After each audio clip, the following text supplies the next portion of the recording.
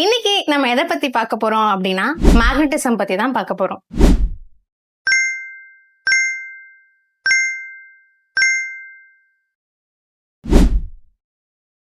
மேக்னெட்னா என்ன?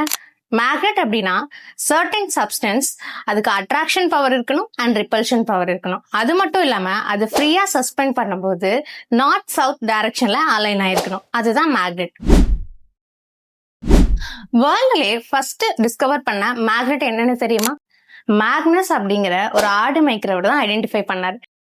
இந்த ஆடு மேய்ச்சிட்டு இருந்த பெரியவரோட கால்ல இருந்த செருப்புல ஒரு ஆணி இருந்துச்சு. அந்த ஆணி பக்கத்துல இருந்த கல்லுல சடனா ஒட்டிக்கிற மாதிரி அவர் ஃபீல் பண்ணாரு.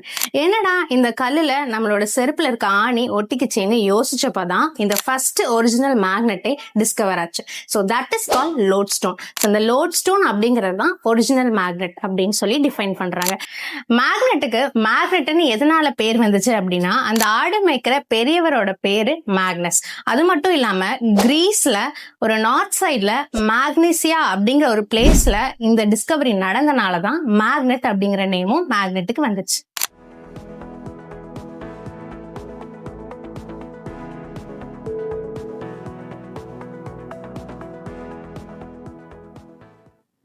காயின் இந்த மேக்னெட்ல ஸ்டிக் ஆகுது, ஆனா இந்த ஸ்பூன் ஸ்டிக் ஆகல. இதுக்கு ரீசன் என்னவா இருக்கும்?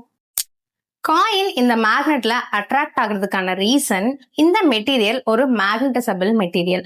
அதுவே இந்த ஸ்பூன் இதுல அட்ராக்ட் ஆகாததுக்கான ரீசன் அந்த ஸ்பூன் ஒரு நான் மேக்னட்டிசபிள் மெட்டீரியல். இந்த ரெண்டுக்கும் இருக்கிற டிஃபரன்ஸ் என்னங்கறத இப்ப நம்ம பார்க்கலாம். இந்த நியூ ₹1 காயின் இந்த மேக்னெட்ல அட்ராக்ட் ஆகுதான்னு பார்க்கலாமா?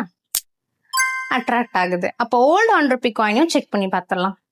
சோ இந்த ஓல்டு ₹1 காயின்ல மேக்னெட் அட்ராக்ட் ஆகல. இதுக்கான ரீசன் என்னவா இருக்கும்? இந்த நியூ ₹1 காயின் இந்த மேக்னெட்ல அட்ராக்ட் ஆகிறதுக்கு காரணம் இந்த ₹1 காயின்ல இருக்கிற மெட்டல் தான். So usually ferro magnetic metals சொல்லுவாங்க. அதாவது அயன், கோபால்ட், நிக்கல். இந்த மெட்டீரியல்ஸ் எல்லாமே ஈஸியா மேக்னெட் கூட அட்ராக்ட் ஆயிடும். பட் இந்த ஓல்டு ₹1 காயின்ல நான் ஃபெரஸ் சப்ஸ்டன்ஸ் தான் இருக்கு. சோ யூஸ்வலி நான் ஃபெரஸ் மெட்டீரியல்னா காப்பர் அண்ட் அலுமினியம் சொல்லலாம். சோ இந்த ஒரு காயின் அலுமினியம் கண்டென்ட் இருக்கிறதுனால மேக்னெட்ல அட்ராக்ட் ஆகுது.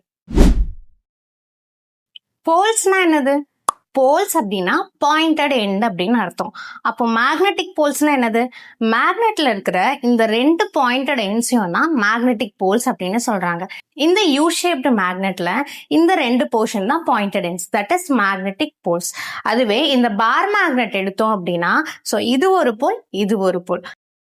மேக்னெட் பொறுத்த வரைக்கும் 2 போல்ஸ் இருக்கும். அதனால அதை மேக்னெட்டிக் டைபோல்ஸ் சொல்லலாம். அதாவது north pole and south pole. இந்த டிஸ்க் மேக்னெட் பொறுத்த வரைக்கும் மேக்னெட்டிக் போல்ஸ் அப்படின்னு எதை சொல்றாங்கன்னா ஃப்ரண்ட் போர்ஷன் ஒரு போல், பேக் போர்ஷன் ஒரு போல். இந்த பார் மேக்னெட்ல இந்த சைட் போர்ஷன் ஒரு போல், இந்த சைட் போர்ஷன் ஒரு போல். அதே மாதிரி இந்த யூ ஷேப்டு மேக்னெட்ல இந்த ஹாஃப் ஒரு போல், இந்த ஹாஃப் இன்னொரு போலா சொல்லலாம். ஒரு மேக்னெட்டை 2ஆ கட் பண்ண என்ன ஆகும்? நார்த் போல் தனியா சவுத் போல் தனியா பிரிக்க முடியுமா?